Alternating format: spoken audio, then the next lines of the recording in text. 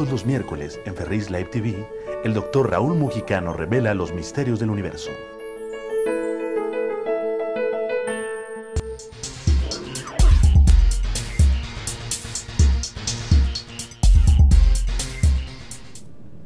Voy al INAOE, allá en Puebla, con el doctor Raúl Mújica, astrofísico, director de difusión de esta organización, acompañado de Jorge Zavala, estudiante en doctorado de astrofísica, quien nos platica de lentes gravitacionales y de un elemento que se llama el GTM. Y antes de empezar, Raúl, yo quisiera nada más hacer el comentario de que anoche tuvimos una alineación maravillosa entre Júpiter, Venus y la Tierra. Se vieron hermosas estos dos astros, siendo mucho más grande Júpiter, se veía menos luminoso porque el evento más luminoso obviamente es Venus, que es un planeta que yo no considero menor porque es casi el tamaño de la Tierra y que brilla esplendoroso. Estaba ayer esplendoroso. ¿Cómo estás, Raúl?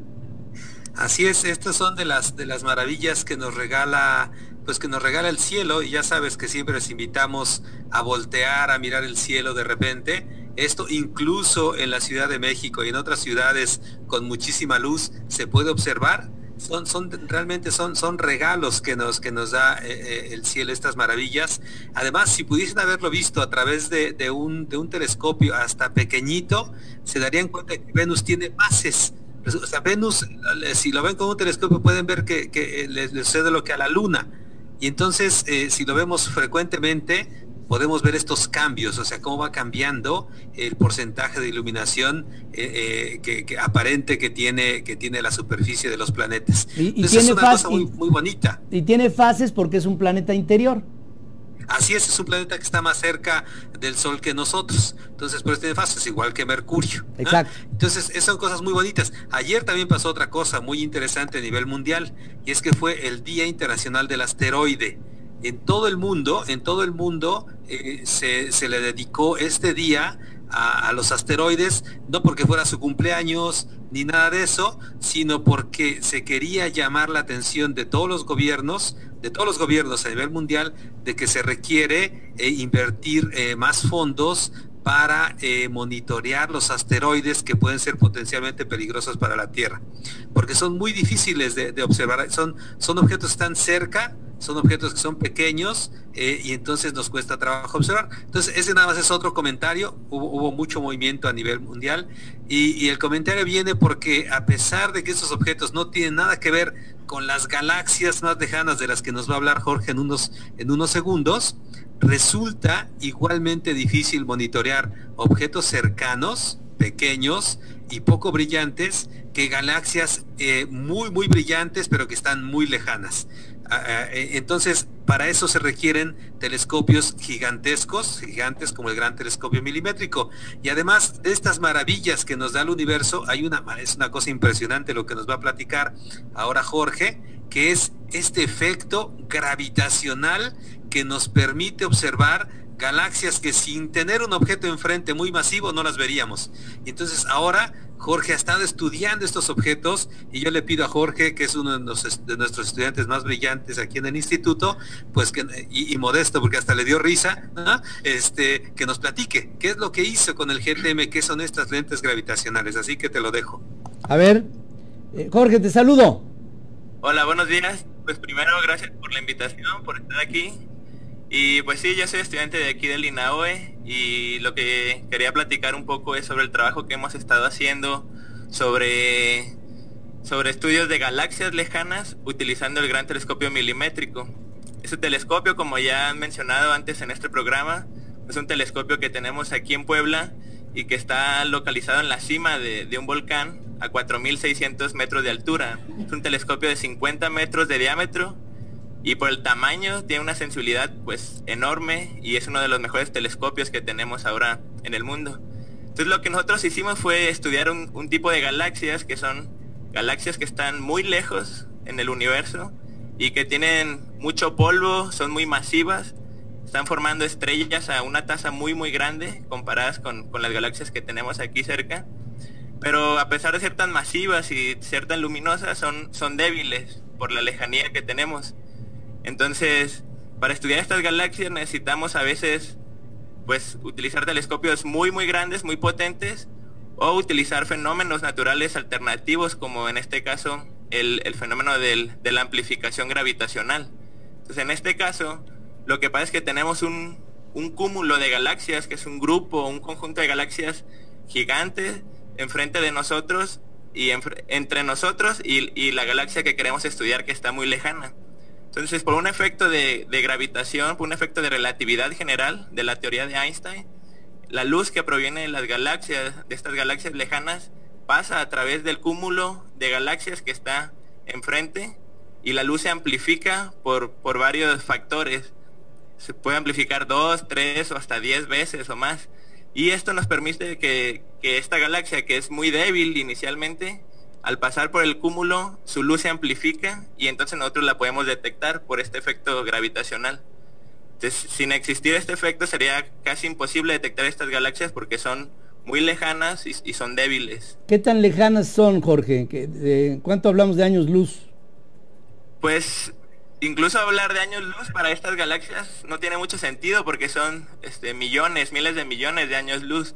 Entonces lo que nos da un sentido más de su distancia es el tiempo que ha tardado la luz en llegar hasta nosotros. La luz de estas galaxias ha viajado aproximadamente entre el 70 o el 90% de la edad del universo. Quiere decir que la luz que emitieron estas galaxias se emitió incluso cuando el Sol todavía no existía. O sea, y la luz ha estado viajando hacia nosotros, y después de años el Sol se formó y esta luz seguía viajando todavía hacia nosotros, y después se formaron los planetas alrededor del Sol y la luz seguía viajando. Después pues la Tierra se empezó a consolidar como un planeta con vida, los primeros seres, y la luz seguía viajando. Y pues bueno, en un momento empezamos a construir un telescopio en la cima de un volcán, y una noche nosotros vamos a observar, y esta luz apenas llega hasta nosotros después de millones de años, y la podemos detectar. Pues ¿qué estamos hablando? 10,000 millones.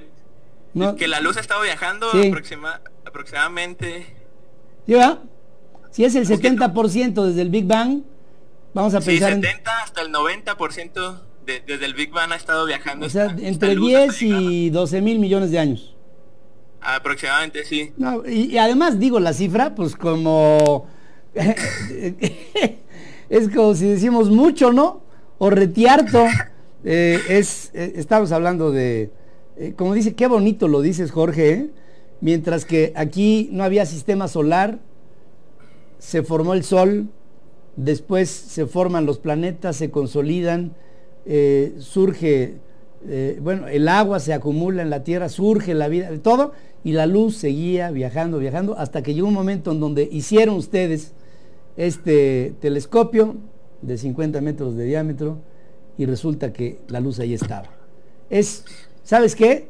Tú no estás estudiando una ciencia, estás estudiando un milagro, y este milagro es un milagro que nos puedes transmitir. Jorge, te agradezco de verdad, sí, esto que claro, nos has dicho, es extraordinario. Jorge Zavala. Es formidable, porque ¿sabes qué, Pedro? Además, el truco de estudiar este tipo de objetos es que te permiten estudiar cómo era el universo en esa época. Y entonces tú puedes estudiar la evolución de estas galaxias, y eso va justo a lo que haces, ¿no, Jorge?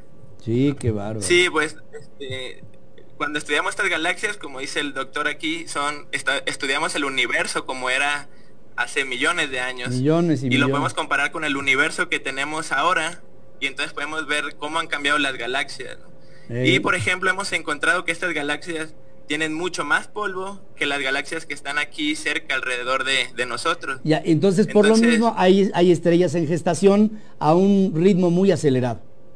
Claro, entonces en estas galaxias apenas recién se están formando las estrellas, y se están formando a un ritmo muy agresivo, muy alto, cuando lo comparamos con nuestra galaxia o con las galaxias que están aquí cerca, que su formación estelar o su formación de estrellas ya es muy baja o es muy pasiva. Sí. En cambio, estas galaxias lejanas están en un brote o tienen una explosión de formación de estrellas en ese momento en el que las estamos estudiando. Gracias. Gracias, Jorge, por tu presencia aquí con nosotros. Muchas gracias. Te envío un saludo muy cariñoso, querido Raúl. Oye, ayer estaba yo dándole un concepto al público que te lo quiero dejar para la siguiente intervención, si me lo permites. No se puede nadie explicar el por qué la temperatura de la superficie del Sol es de 5000 grados centígrados y de la corona de 1.000.000 de grados. ¿Qué pasa que nadie entiende? Y yo no sé si hay alguna explicación, y te la dejo ahí para que por lo menos filosofemos sobre este principio. Sí, es cuestión de la manera en que se transporta la energía, pero si quieres la próxima semana ya tenemos tema y hablamos sobre la temperatura en las estrellas y cómo la determinamos sin tener que ir con un termómetro allá a la estrella y tomarle ahí, así, ponerle el termómetro, mira aquí, y hasta que suene, ¿no? ¡Pic! Claro, y ya, claro, ya apagamos. Claro. Entonces sí, la próxima semana hablamos de eso, ¿te parece? Me parece extraordinario. Hay toda una teoría acerca del porqué de todo esto. Sí tiene que ver con la combustión, sí tiene que ver con el helio, sí tiene que ver con la propia forma en la que toma la radiación en el momento en que empieza el viaje. Todo esto escala, pero no hay, hasta donde yo entiendo, no hay una explicación que nos dé el porqué, bueno, la suma de porqués, de cómo sube de 5000 a 1.000.000 de grados la temperatura entre la superficie y la corona. Gracias, chamacos, gracias por haber estado con nosotros esta mañana. Les mando un abrazo. Al contrario, Pedro, un abrazo. Muchas gracias, ya bajo su propio riesgo, el ingeniero Harfuch, después de esta breve pausa.